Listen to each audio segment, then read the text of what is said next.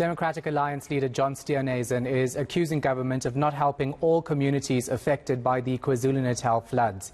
He was in Umdloti assisting communities with water. Steenhuisen says residents there have been left to rebuild on their own. He joins us now live. John, thanks so much for speaking to us. Tell us what you witnessed today while visiting communities. Well, obviously the devastation and the damage is immense and very, very widespread. And obviously it's going to take a huge amount of money and a big effort to be able to clean up and get things back to normal. But the thing that did strike me on my visit today, I didn't come across a single municipal vehicle, a single municipal outreach vehicle, whether it was in Umdloti, whether it was in Tongat, or whether it was in Nanda, where we ended the afternoon today at the family who had lost somebody in the floods. All of them saying they've been essentially left on their own. Communities who haven't seen water tankers, infrastructure that they're told will be broken for the next 6 months. And obviously this is leaving people very, very afraid and very, very vulnerable. And I think it's really, really terrible to see not only the breaking of the infrastructure and the loss of homes, but to be able to witness the human devastation and impact of these floods on many, many communities. I think the death toll is going to rise dramatically. I don't think that the number that's been mentioned is a fair reflection of just how widespread and how many people have been affected. And I think it's going to rise substantially in the coming days.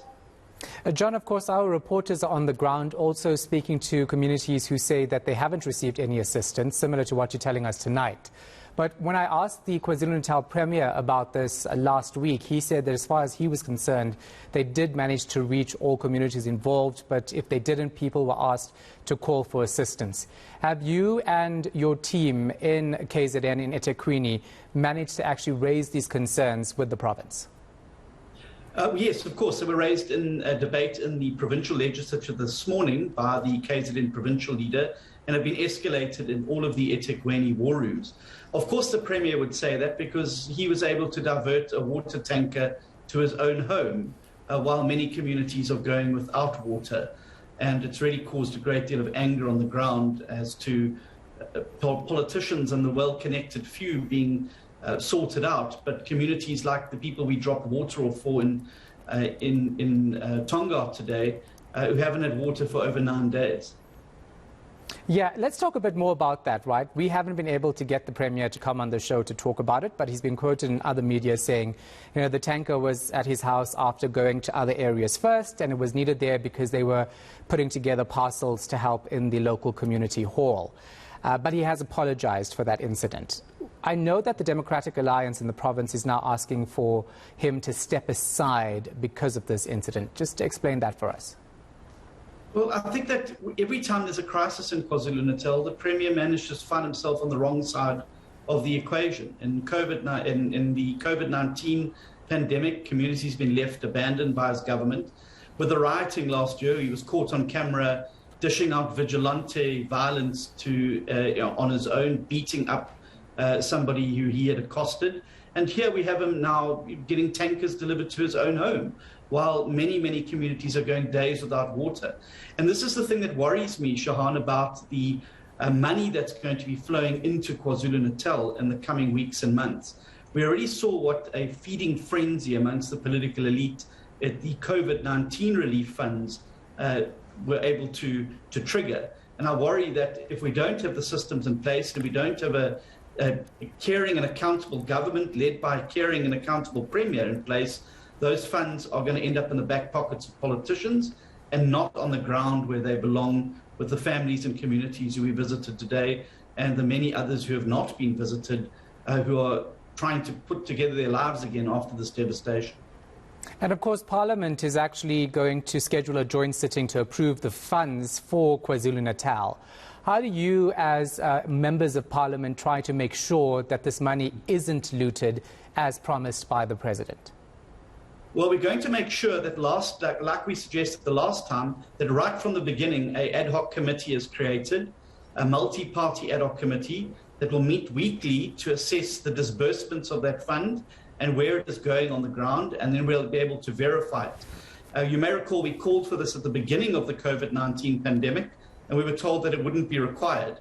And we saw the looting and feeding frenzy that elicited from those funds being dished out, including from within the president's own cabinet and within some of his provincial government cabinets. People couldn't keep their hands off that money.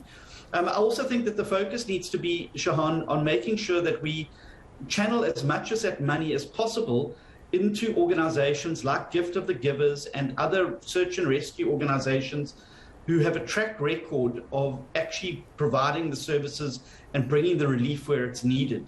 I think there's a great level of mistrust by communities about where government is and how government reacts to these situations. There's a high degree of trust with these NGOs and CBOs who have a track record of being able to get that aid and need to exactly where it is required on the ground.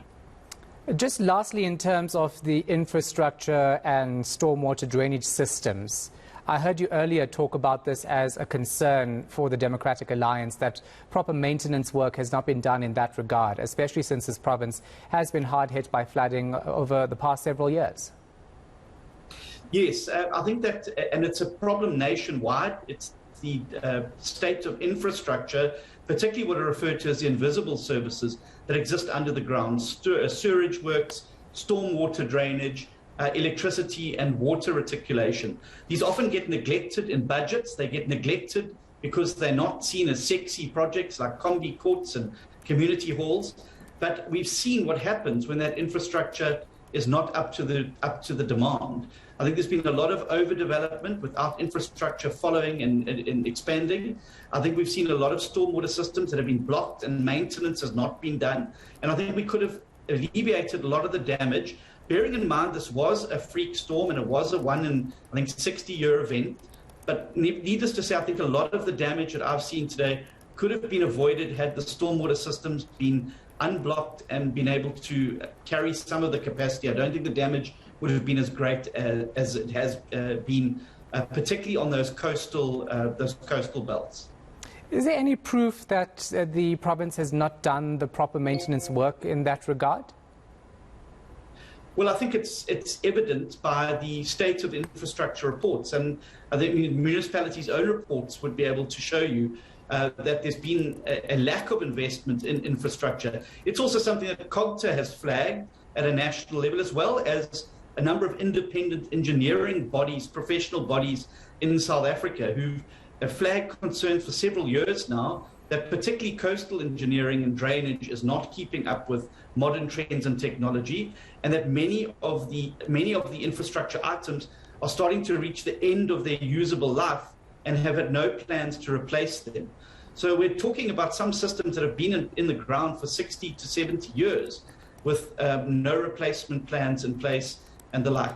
This is a matter, of course, and as I said, it is a national problem. It is a feature of local government the country over, and we've seen in smaller towns and cities around the country, these infrastructure failures lead to sewage leaks. They lead to contamination of water sources and dams, and it is something that local government's really going to have to apply its mind to, and it's going to have to apply a serious amount of its budget, because I fear we're reaching the tipping point where once this infrastructure starts to fail in the rate that it's failing, that it's going to be a monumentally expensive exercise to repair and replace it. Whereas if the maintenance had been done and there'd been scheduled replacement, it would have obviously been a lot cheaper to do. All right. Thank you so much for your time. Appreciate it. DA Leader John Steenhuisen.